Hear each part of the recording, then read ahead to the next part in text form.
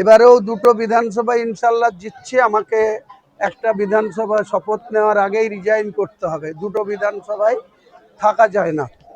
তো আমাকে রেজিনগরের মানুষ বলছে এটা থাকতে হবে। আমাদের নওদার মানুষ যে আবেগ নিয়ে আমাকে ভোটে দাঁড় করিয়েছে, ভোট করেছে, নওদার মানুষের ডিমান্ড না করলেও আমি নওদাটাতেই থাকবো, রেজিনগরটা ছাড়বো। রেজিনগরটা রিজাইন দেওয়ার পর 6 মাসের মধ্যে বাই ইলেকশন হবে ইনশাল্লাহ।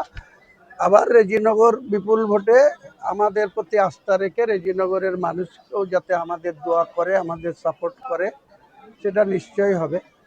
আর নওদাটা আমি লোকসভা ভোট পর্যন্ত আছি, লোকসভাতে বহরমপুরে দাঁড়াবো ইনশাল্লাহ, ওখানে জিতবো, এমপি হব। তখন নওদাতেও আমাদের যোগ্য ক্যান্ডিডেটকে নওদাতেও 2029 সালে বিধানসভা আমাদেরই পার্টির আমজনতা উন্নয়ন পার্টির প্রতীকেই জিতিয়ে আনবো, সেটা দায়িত্ব।